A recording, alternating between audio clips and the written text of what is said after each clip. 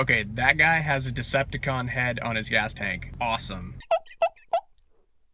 Hey everybody, happy Stuck in Traffic Tuesday. Remember when I said that, 90 minutes was about my cutoff of how long it was until I wanted to just pop my brain open and run away? That's about where I'm at now. And I'm still probably good half an hour more from getting to work. I mean, this is just terrible, and I've yet to actually see a reason for what that was, or is. I remember hearing a comedian once, like years ago, I mean decades ago even, when I was a kid, talking about traffic jams and saying the length of the traffic jam could only be justified by certain things that he would see when he got to the quote-unquote end of it. So if it was a 5-minute traffic jam, he'd want to see maybe like a car pulled over, maybe something overheated. 10-minute traffic jam, maybe a bumper-to-bumper accident. 30-minute traffic jam, he'd want to see a real car crusher, And then he was like, if it's more than an hour, I better see someone's head rolling down the freeway. And of course, I'm not wishing, someone to be hurt. I'm not wishing any sort of major accident up there, but the sense is there. The idea that, wow, there better be something really bad going on that explains how bad this is, because I'm just backed way the hell up. So last night was a little bit of a rough night for Liam. He was very uncomfortable. Just had a rough time going to sleep. He was fighting it for a long time. He was up for much longer than he has been in a single stretch. And then as he would start to fall asleep, he'd just kind of freak out like, no, I'm not going into the light. Michelle, I was sleeping downstairs so I could try to get some sleep.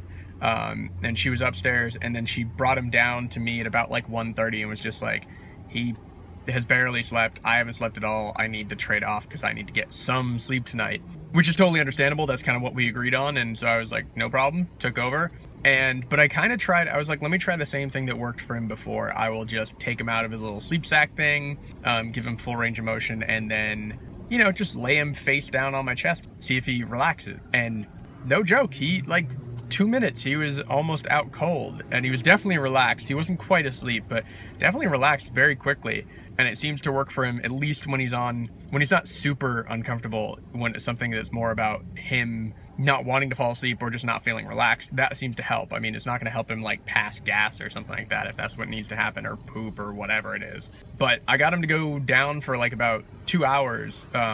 He fell asleep on my chest, and then I put him into the swing downstairs, and yeah, he went down for about 2 hours. That worked, Then he woke up, he was hungry, I fed him. And at that point, it was about 4:30, and I had to bring him back up to Michelle and say, like, hey, he's calm, he's just been fed, but I was like, now I need to get some sleep because I gotta get up and go to work, and so I need at least another 2 hours of just relaxed sleep. So we traded off again, and, there we go. So tonight's pretty exciting in terms of film-ish stuff because I'm going to see Attack on Titan Part 2. I'm looking forward to that because I've seen the anime up to a certain point. It was almost, like I said before, almost to the end of where the first movie stops. So now I'm, the second movie, I've got no clue of what's going on. I've got no clue where the story goes from here. And even if at all it sticks to what the anime does. So I'm pretty excited about that. It's a good way to go into a movie of just like not a clue what I'm getting into. Ooh, look, there's the sunlight. This is, I'm doing a film noir kind of thing here. Then he traveled down the road towards work in the desolate land of traffic, never to be seen again. Yeah. Coming up in these vlogs, actually, one of the things I'm going to try working on is I'm going to actually try to build a theme for each day of the week. So it's not just kind of just random updates. I'll drop those in as well, but then have kind of a singular theme that each day will have. I'm thinking of Tuesdays, I didn't prep one for today, but I'm thinking of Tuesdays as like top 10 Tuesdays, like various top 10 lists. A friend of mine, because I'm such a bibliophile, friend of mine was like, you should do a list of like the top 10 books that you've read because you've read hundreds and that might be interesting. And I was like, yeah, that's a good idea. Just haven't gotten around to doing it.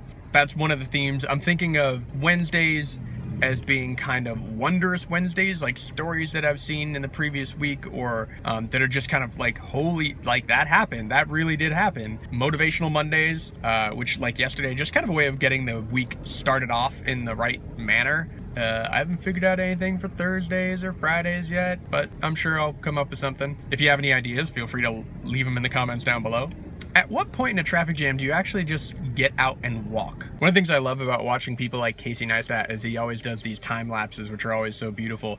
And it's funny because I think to myself now, oh, I do a time lapse right here. Guess what? It would look like a still shot because I ain't going nowhere. Usually I can keep myself occupied at least mentally while driving because I'm listening to the radio and listening to various news and politics or just podcasts, and today I was getting frustrated. And one of the things I was getting frustrated with is the news, no matter what station you were on, they're all talking about the same things. Congress is back in session today, so there's just that.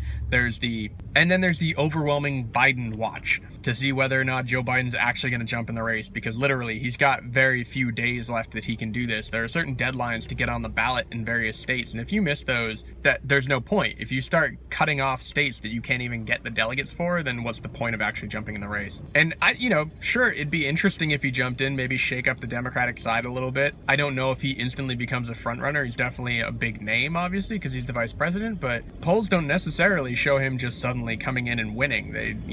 Some polls show him equal to Hillary Clinton in various things, maybe a little higher, but other polls show him trailing far, far behind. And I think maybe some of that support that he used to have may be dropping off because of the fact that he's taken so long to jump in the race. You've already missed the first debate, so it might just seem like maybe you don't want this as much, or maybe you're trying to game the system. That's not necessarily something people want to see in their presidential candidate. Oh, and then I also heard that Jim Webb is having a press conference today.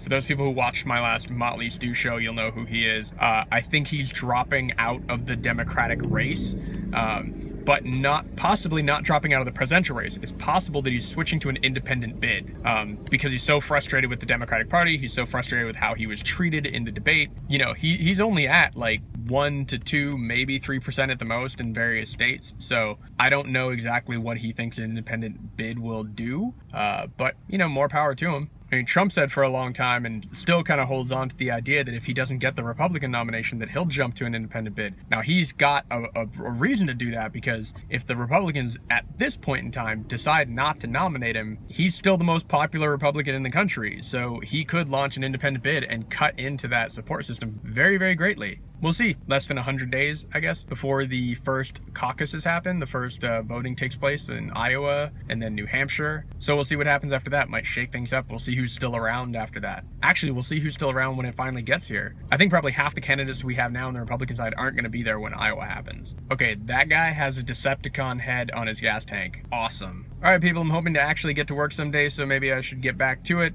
Hope you guys are having a much better beginning to your Tuesday than me. Stay tuned for tomorrow, and be good to each other.